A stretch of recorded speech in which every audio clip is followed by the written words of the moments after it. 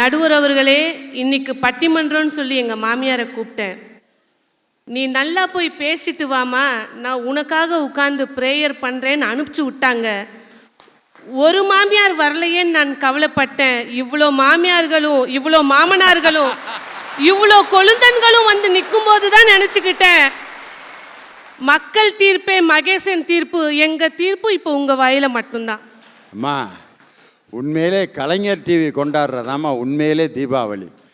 கலைஞர் TV பார்த்துக்கிட்டு இருக்கிற பெண் ரசிகர்கள் பூரா எனக்கு மாமியார்னு எந்த மதம்னு பார்க்காம எல்லாரும் எனக்கு மாமியார்னு சொன்னீங்கள, இதுதாம்மா தீபாவளியினுடைய மிகப்பெரிய மகிழ்ச்சி தாம்மா. வேற என்ன இருக்கு? நடுவர் அவர்களே, அந்த அணில பேசிட்டு போன அந்த அண்ணன் தணிகை அண்ணனுக்கு எக்ஸ்பீரியன்ஸ் பத்தலை. காலையில் எழுந்திரிச்சு நாங்கள் டீ போடுறோம் மாமா கேட்டுக்குங்க, நாங்கள் அயன் பண்ணுறோம் மாமா கேட்டுக்குங்க, நீங்கள் முழிக்காதீங்க உங்களுக்கும் வரையிருங்க, நாங்கள் சமைச்சு கொட்டுறோம் மாமா கேட்டுக்குங்க, இதெல்லாம் நீங்கள் பண்ணுறது நாங்கள் பார்த்துட்டு தானே இருக்கோம். எக்ஸ்பீரியன்ஸ் பத்தாமல் பேசிட்டு உட்காந்துட்டு இருக்காரு நடுவர் அவர்களே. நீங்கள் தட்டலாம், தப்பு இல்லை, தட்டுங்க. தனிய வேலை இன்னும் நீ அந்த கூண்டுக்குள்ளே போகலப்பா.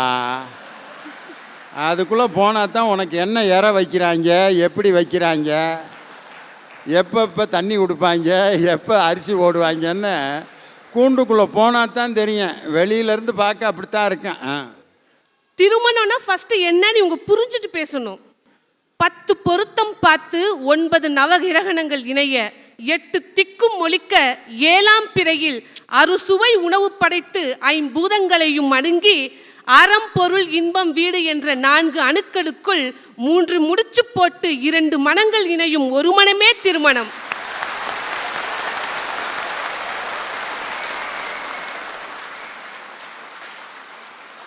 இப்படி கட்டிட்டு வந்த பவர் ஸ்டார்களை எல்லாம் சூப்பர் ஸ்டார் ஆக்கி இருக்கிறோம் நாங்க. நீங்க இஸ்லாம் மார்க்கத்தில் இருந்தாலும் நீங்கள் ஒரு தமிழச்சி என்பதை நிரூபித்து காட்டியதுக்கு உண்மையிலே நன்றி. ஏன்னா நான் நின்றுட்டு இருக்கிற இடம் அப்படிங்க, வேற்றுமையில் ஒற்றுமை. என்ன எங்களுக்கு கொஞ்சம் வாய் அதிகம். வீட்டுக்கார் 2 நிமிஷம் தான் பேசுவாருங்க, 2 நிமிஷம் சொல்ல முடியாது, ஒரு 20 செகண்ட். நாங்க ஒரு 20 நிமிஷம் காட்டு கத்தல் கத்திட்டு இருப்போம், அவ்வளவுதான். ஒன்றும் இல்லைங்க, கொஞ்சம் சோகமாக கணவன்மார்கள் உட்கார்ந்துட்டு இருந்தாலும் பக்கத்தில் போய் உனக்கு என்னம்மா ஆச்சு, அந்த ப்ராஜெக்டில் உனக்கு ஃபெயிலியரா, பரவாயில்ல விடுங்க, நெக்ஸ்ட் டைம் நம்ம பார்த்துக்கலாம், இன்னி கொஞ்சம் ஹார்ட் ஒர்க் பண்ணுங்க, என்னால் முடிஞ்ச உதவிகள் ஏதாவது பண்ணணுமான்னு சொல்லி தன்னுடைய சேலை முந்தானையில் எடுத்து தலைவாரி அப்படியே முகத்தை தொடச்சி விட்றாங்க. பார்த்தீங்களா, இதுதான் எங்கள் மருமகள்களுக்கு கிடைக்கிற பெரிய மகிழ்ச்சி. எந்த வீட்டிலம்மா நடக்குது இப்படி? கேட்கறதுக்கு ரொம்ப சந்தோஷமா தான் இருக்குது, நடக்க மாட்டேங்குது. பட்டு புடவையில் எப்படி வேர்வையை துடைக்கிறது, துடைக்க துடைக்க அதில் இன்னும் அதிகமாகிட்டு தான் இருக்கே ஒழிய. நடுவர் அவர்களே, கை தட்டுறவங்களுக்கு எல்லாம் நல்ல மனைவியும் நல்ல கணவன்மார்களும் கிடைச்சிருக்காங்க, அதனால தான் அவங்க கை தட்டுறாங்க. கொஞ்சம் சவுண்டு கம்மியாக இருக்குன்னா அப்படியே எங்களுடைய வார்த்தையை அப்படியே ஏற்றுக்கிறாங்க. அவங்க உண்மைதான் இந்த பொண்ணு பேசிகிட்டு இருக்குதுன்னு ஆச்சரியத்தோடு இருக்காங்கன்னு அர்த்தம். நீங்கள் தப்பாக நினச்சிக்க கூடாது. நடுவர் அவர்களே, நாங்கள் பிறந்த வீட்டில் என்ன சமைச்சு கொட்டினாலும் சாதம் தான் சொல்லுவாங்க. ஆனால் இன்னைக்கு நான் என்னத்தையோ சமைச்சு கொட்டினாலும் பிரசாதமாக அந்த ஆள் வாங்கி சாப்பிட்டு போகிறாரு. அதுதான் பெரிய வெற்றி, சரிங்களா? இந்த வெற்றியுடைய அனுபவம் தான் இன்னைக்கு நான் பேச வந்திருக்கிறேன். ஒன்றும் இல்லைங்க, ஒரு மேலதிகாரி தன்னுக்கு கீழே வேலை பண்ணுற ஒரு ஆளை கூப்பிட்டு கேட்குறாரம்மா, உலகத்திலேயே எனக்கு பிடித்த 5 நபர்களுடைய பேரை ஒரு சீட்டில் எழுதுன்னு. கடகடன்னு அந்த கூலி தொழிலாளி எழுதுறாராம்மா. எழுதின உடனேயே அந்த மேலதிகாரி சொல்கிறாரம்மா, என்னென்னு 3 ஆப்ஷன் நான் கொடுப்பேன். முதல் ஆப்ஷனில் 2 பேர் நீ அடிச்சிடணும், 2வது ஆப்ஷனில் ஒருத்தர் பேர் அடிச்சிடணும், 3வது ஆப்ஷனில் ஒருத்தர் பேர் அடிச்சிடணும்னு. யோசிக்காமல் அவர் பெற்றோர்களுடைய பெயர் அடிச்சிட்டாங்களாம்மா. 2வது ஆப்ஷனில் தன்னுடைய மகனுடைய பெயர் அடிச்சிட்டாராம்மா. 3வது ஆப்ஷனில் தன்னுடைய மகளுடைய பெயர் அடிச்சு விட்டார்களாம்மா. ஆனால் இருக்கிறது மனைவியோடைய பெயர் மட்டும்தான். அவர் கேட்குறாரம்மா, என்னன்னு, பெற்றோர்கள் உனக்கு உயிர் கொடுத்தவர்கள், உன்னதமானவர்கள், அவர்களுடைய பெயரே நீ அடிச்சிட்ட, நீ பெற்றெடுத்த பிள்ளைகள் மகனும் மகளும் அவர்களுடைய பெயரை அழைச்சிட்ட, இன்னைக்கு உன்னுடைய மனைவியின் பெயரை மட்டும் வச்சிருக்கிய, என்ன காரணம்னு கேட்டாங்களாம்மா. அதுக்கு அந்த கூலி தொழிலாளி சொன்னாங்களாம்மா, என்னை உயிர்ப்பித்து கொடுத்தவர்கள் என் பெற்றோர்கள், ஆனால் கல்யாணமான பிறகு உன்னுடைய வாழ்க்கையை நீயே நல்லபடியாக நடத்துப்பான்னு என்னை ஆசீர்வாதம் செய்து அனுப்பிச்சிட்டாங்க.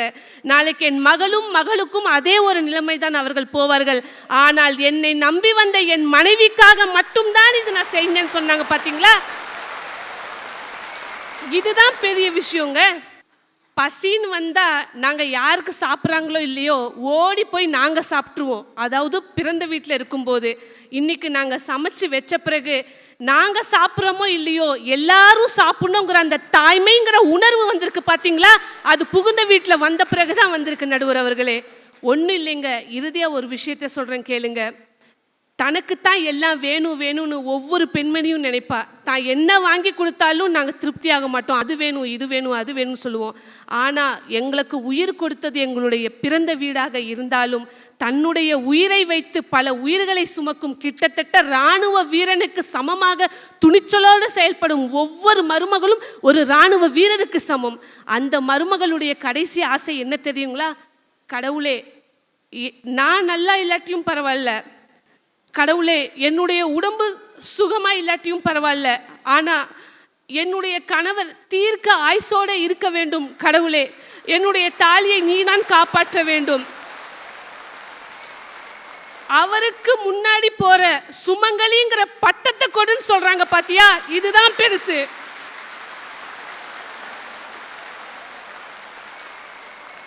பாசம் வேணும்னாலும் கொட்டி கொட்டி உங்களுடைய பிறந்த வீட்டில் கொடுக்கலாம். ஆனால் எங்களுக்கு தேவையான மதிப்பும் மரியாதையும் எந்த பட்டங்கள்னாலும் கொடுக்க முடியாது. திருமதிங்கிற அந்த பட்டமும், பேருக்கு முன்னாடி ஷர்மிளா பானு யூசுப் கானுங்கிற அந்த பட்டமும் தான் எங்களுக்கு பெருசு. நடுவர் அவர்களே, எல்லாரும் நல்லா இருக்கணும்னு நினைக்கிற ஒவ்வொரு பெண்மணியும் ஒவ்வொரு மருமகளும் தமிழ்நாட்டின் ஒரு சிகரங்களாக மட்டும்தான் என்று கூறி நல்லதோர் வாய்ப்புக்கு நன்றி பாராட்டி விடைபெறுகிறேன். நன்றி, வணக்கம்.